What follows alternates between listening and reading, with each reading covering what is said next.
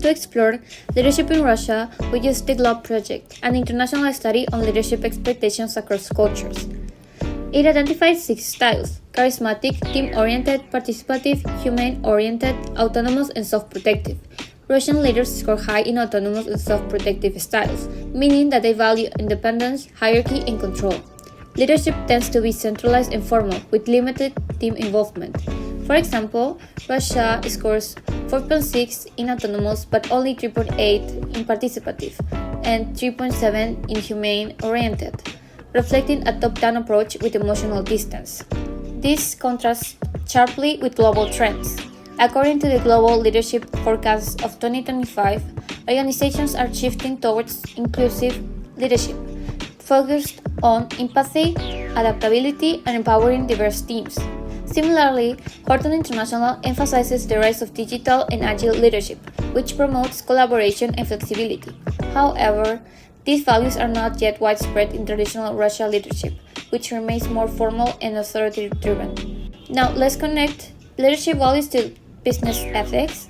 Russia faces serious corruption issues, especially in public services and law enforcement.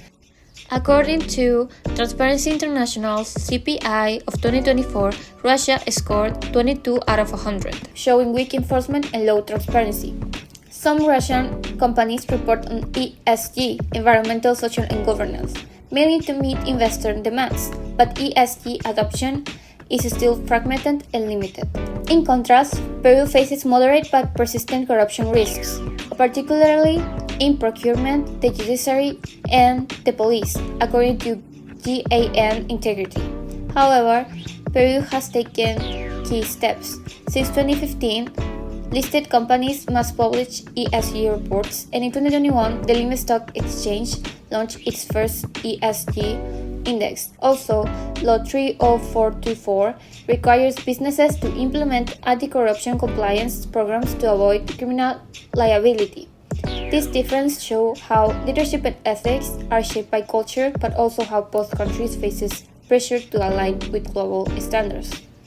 Now, let's explore how internal and external stakeholders shape leadership in Peru and Russia.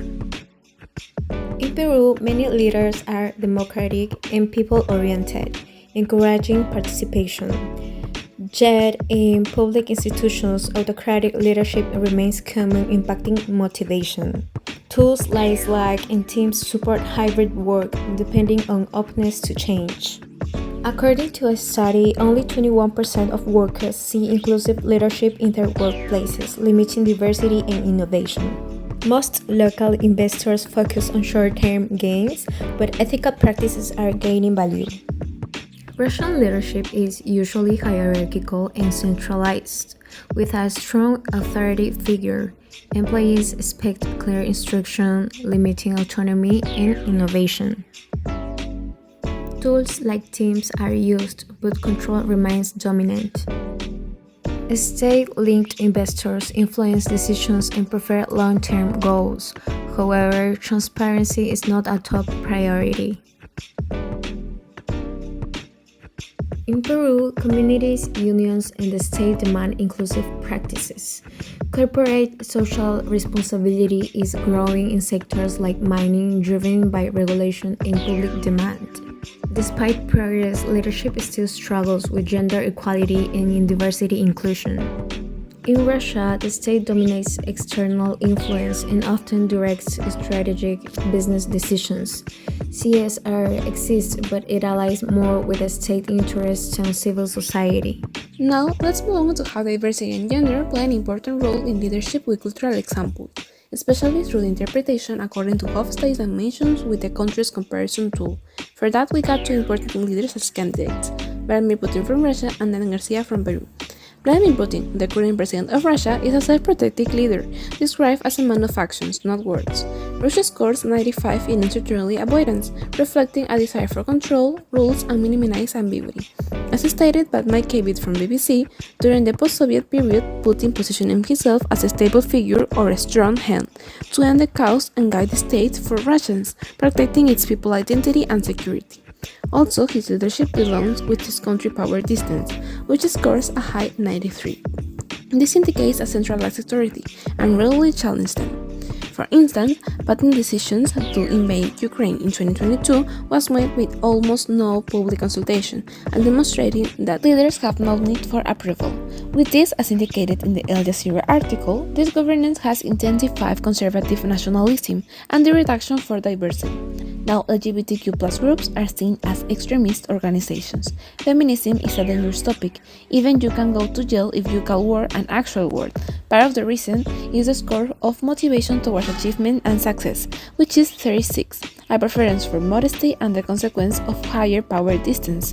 Minority groups have limited space in expressing their desires. On the other hand, Alan Garcia, twice president of Peru, was a charismatic leader. His style reflects Peru's cultural values as well.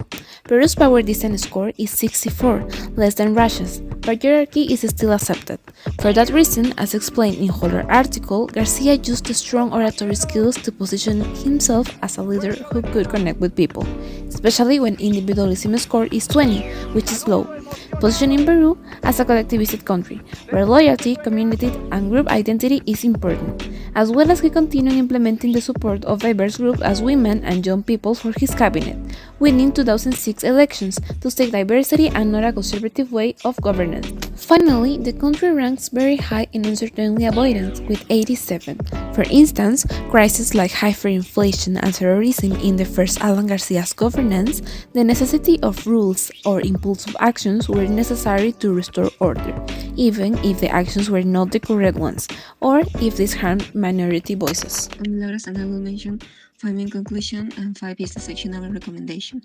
According to Global Project, Russian is characterized more by its hierarchical style of low team participation as opposed to Peru, which opts for a more inclusive and young leadership. Regarding stakeholders in Peru, the main factor for driving sustainable investment includes leadership, which seems a more participatory environment among co-workers. In contrast, Russia does not develop current and participatory organizational models. Both the government and the community put pressure on companies with responsible and inclusive practices. They also seek to promote social responsibility and respect diversity and gender equality, unlike in Russia, where the government intervenes in the management and the strategic decision of company. Let's talk about leadership. Based in hostile cultural dimension regarding Russian President Putin, the high distance to power and high uncertainty of poisons reflect his authoritarian, centralist, and control-oriented style. Also, he does not require validation from other partners to apply a race. Conclude that he is charismatic leader and orator who has less distance to power, foster collectivism as he has a low individual score and promotes inclusive participation. However, during the hyperinflation, he gradually increased the uncertainty index, having to make decisions to maintain order even if this did not respect the opinion of other social groups. The first recommendation is that Russia should opt for collaborative leadership since globalization and new technological advantage promote this change. According to a study by University of Cambridge, leaders should be encouraged to listen both in person and in the digital environment, and there are Russian startups that have incorporated obtaining positive results. Secondly, Russian companies in general must adopt the use of AI in remote work as it allows to improve human possibility to have a significant advantage, although it is true that Russian has already began to employ after the pandemic as B324 Russian platform. However, this has only happened in some medium and large companies that operate both remote and hybrid. Now, regarding local AI professional, Russians should attract them and keep them through salary increase or academic alliances. According to the article Education and Science, because currently there is great demand and migration of these talents, apart from the political issues of the company, global talent would be difficult to occur. It is also recommended to automatize traditional processes in Russia, according to European processes in 2021 through KPIs that allow design monitoring the efficiency and culture of the company, which will result in cost reduction and structural updating. Finally, the usage of employee health is also of great importance, which is why employee wellness programs should be implemented to improve the physical and mental state of workers. According to Forbes 2019 improve productivity and loyalty, reduce insurance costs and return on investment. ROI. An example is the well